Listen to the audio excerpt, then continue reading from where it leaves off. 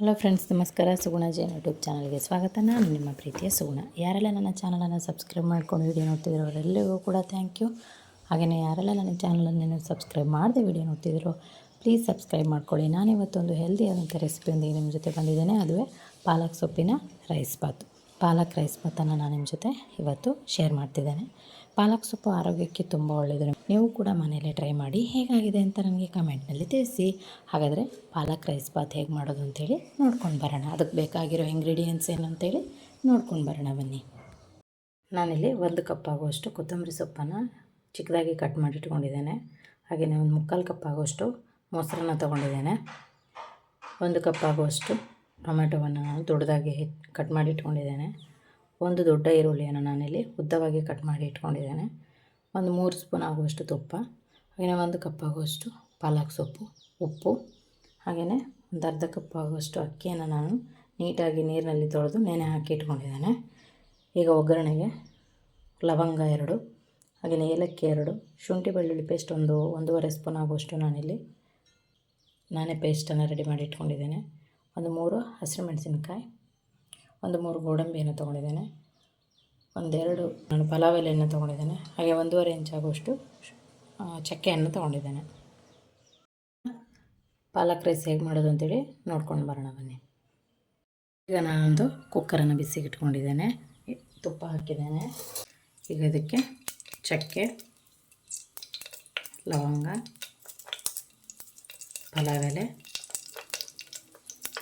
3 ಗೋಡಂಬಿಯನ್ನು ನಾನು ಹೀಗೆ ಕಟ್ ಮಾಡಿ ಹಾಕ್ತಾಯಿದ್ದೇನೆ. ಇದು ಆಪ್ಷನಲ್, ಬೇಕಿದ್ರೆ ಹಾಕ್ಕೊಳ್ಬೋದು, ಇಲ್ಲ ಅಂತಿಲ್ಲ. ಏಲಕ್ಕಿ,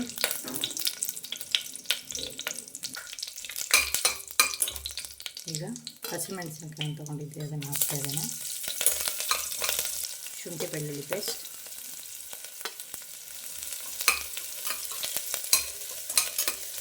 ನಾನು ಹೆಚ್ಚಾಗಿ ಶುಂಠಿ ಬೆಳ್ಳುಳ್ಳಿ ಪೇಸ್ಟನ್ನು ಮನೆಯಲ್ಲೇ ಪ್ರಿಪೇರ್ ಮಾಡ್ಕೊಳ್ತೇನೆ.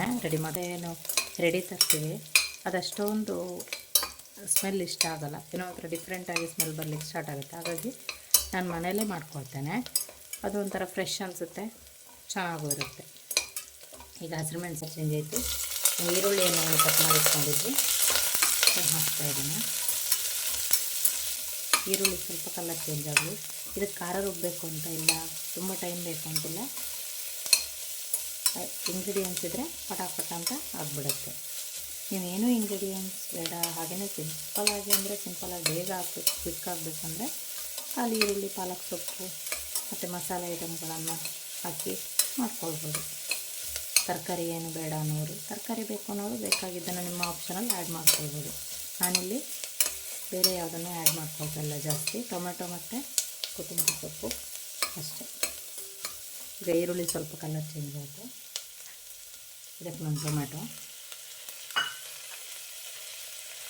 ಪಾಲಕ್ ಸೊಪ್ಪನ್ನು ಹೆಚ್ಕೊಂಡಿದ್ವಿ ಅದಷ್ಟು.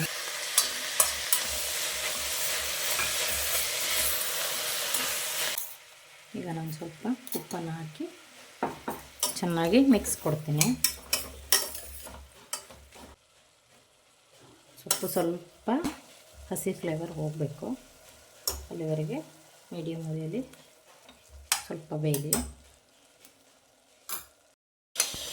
ಪಾಲಕ್ ಸೊಪ್ಪು ಸ್ವಲ್ಪ ಕಲರ್ ಚೇಂಜ್ ಆಗಿದೆ.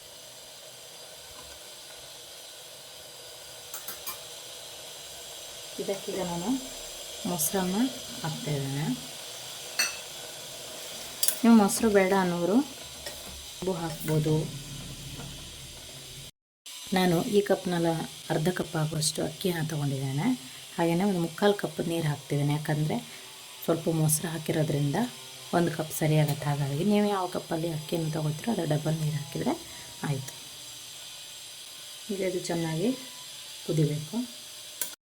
ಇದೀಗ ನೀರು ಕುದೀತಾ ಇದೆ. ಇದಕ್ಕೆ ನಾವೇನು ಅಕ್ಕಿಯನ್ನು ತೊಗೊಂಡಿದ್ವಿ ಹಾಕ್ತಾಯಿದ್ದೇನೆ. ಈಗ ಅಕ್ಕಿಯನ್ನು ಹಾಕಿದ್ದೇನೆ. ಇದು ಚೆನ್ನಾಗಿ ಅಕ್ಕಿ ಜೊತೆ ಮಿಕ್ಸ್ ಆಗಲಿ, ಕುದಿಬೇಕು. ಇದು ಚೆನ್ನಾಗಿ ಕುದೀತಾ ಇದೆ, ನೋಡ್ಬೋದು ನೀವು. ಕೊತ್ತಂಬರಿ ಸೊಪ್ಪು ಏನು ತೊಗೊಂಡಿದ್ದೆ ಅದನ್ನು ಪೂರ್ತಿಯಾಗಿ ಹಾಕ್ತಾಯಿದ್ದೇನೆ. ಹಾಕಿ ಚೆನ್ನಾಗಿ ಮಿಕ್ಸ್ ಕೊಡಿ. ಪಾಲಕ್ ಸೊಪ್ಪಿನಲ್ಲಿ ಐರನ್ ಇರೋದ್ರಿಂದ ಇದು ಹಿಮೋಗ್ಲೋಬಿನ್ ಹೆಚ್ಚಿಸ್ಕೊಳ್ಳೋದಕ್ಕೆ ಒಳ್ಳೆಯದು. ಹಾಗೆಯೇ ವಿಟಮಿನ್ ಎ ಇರೋದ್ರಿಂದ ಕಣ್ಣಿಗೂ ಕೂಡ ತುಂಬ ಒಳ್ಳೆಯದು. ಮತ್ತು ಕಡಿಮೆ ಕ್ಯಾಲೋರಿ ಮತ್ತು ಹೆಚ್ಚು ಫೈಬರ್ ಅಂಶವನ್ನು ಹೊಂದಿರೋದ್ರಿಂದ ಡಯಟ್ ಮಾಡೋರಿಗೆ ಇದೊಂದು ಒಳ್ಳೆಯ ರೆಸಿಪಿ. ನೀವು ಕೂಡ ಮನೆಗೆ ಟ್ರೈ ಮಾಡ್ಬೋದು. ಈಗ ಇದನ್ನು ನಾನು ಚೆನ್ನಾಗಿ ಮಿಕ್ಸ್ ಆಗಿದೆ. ಲಿಡ್ ಕ್ಲೋಸ್ ಮಾಡಿ 2 ವಿಷಲ್ ಕೂಗಿಸ್ಕೊಳ್ತಾ ಇದ್ದೀನಿ.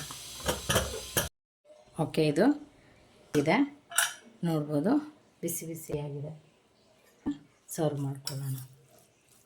ಓಕೆ, ಬಿಸಿ ಬಿಸಿಯಾದ ಪಾಲಕ್ ರೈಸ್ ಬಾತ್ ರೆಡಿಯಾಗಿದೆ. ನೀವು ಕೂಡ ಮನೇಲಿ ಟ್ರೈ ಮಾಡಿ ಹೇಗಾಗಿದೆ ಅಂತ ನನಗೆ ಕಮೆಂಟ್ನಲ್ಲಿ ತಿಳಿಸಿ. ವಿಡಿಯೋವನ್ನು ನೋಡಿದ್ದಕ್ಕಾಗಿ ಧನ್ಯವಾದಗಳು.